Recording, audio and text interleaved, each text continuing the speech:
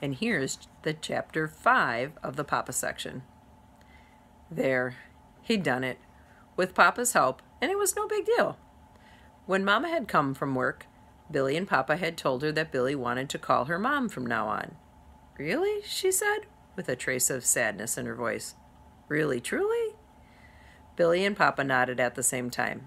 I'm Dad, said Papa.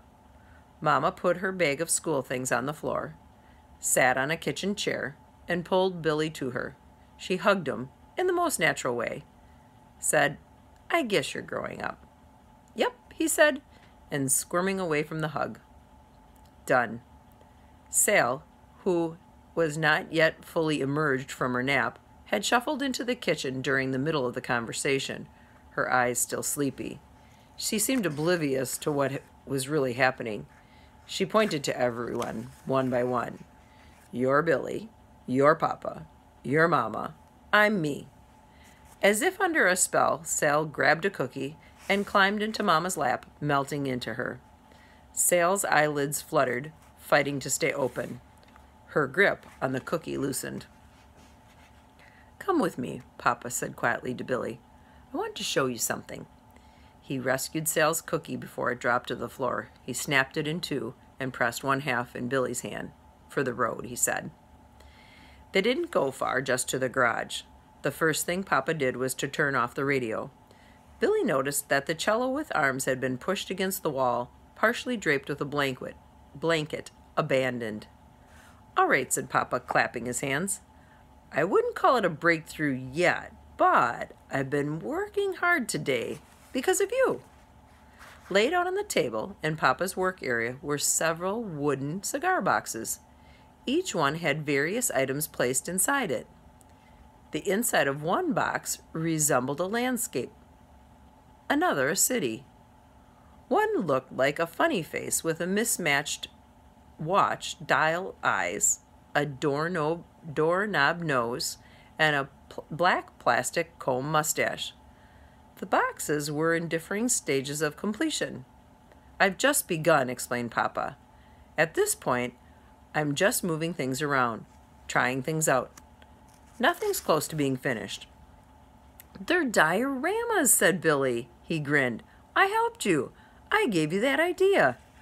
You did, said Papa, smiling, and I thank you. I'm calling them assemblages, and that's just a fancy way of saying they're dioramas. Billy felt taller somehow, bigger, shiny even. He'd never helped Papa in such an important way before. Papa had all kinds of things on hand to use for his assemblages. Bolts, nails, wire, marbles, foreign coins, twigs, fabric scraps, beads, shards of glass, seashells, stones, old black and white photographs, maps. These things were on the table, in jars, little heaps, and stacks surrounding the boxes. Check this one out, said Papa. He directed Billy's attention to the box at the corner of his work table.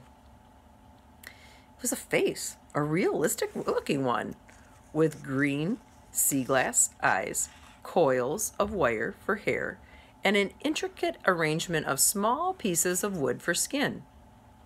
I'm not done with it yet, said Papa. Suddenly, the face came into clear focus.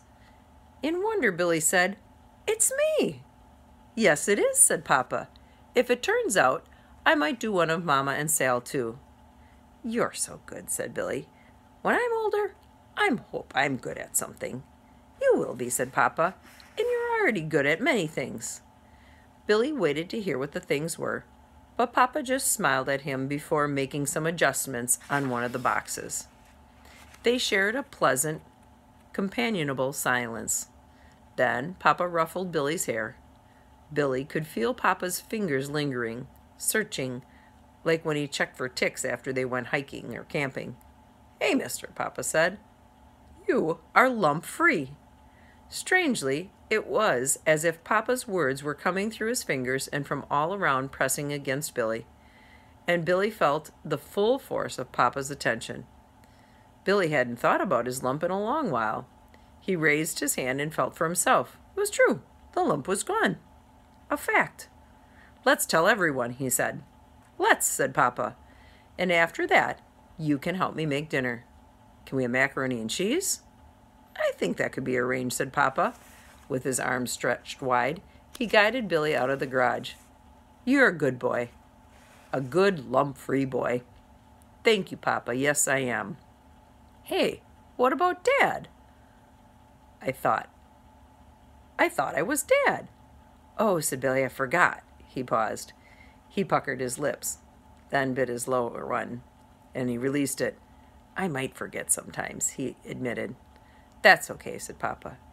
You might forget what to call me, but I know you know who I am, he joked. Billy grabbed Papa's sleeve. He stared up at him. Don't worry, Dad. I'll never forget you. I'm not worried, said Papa.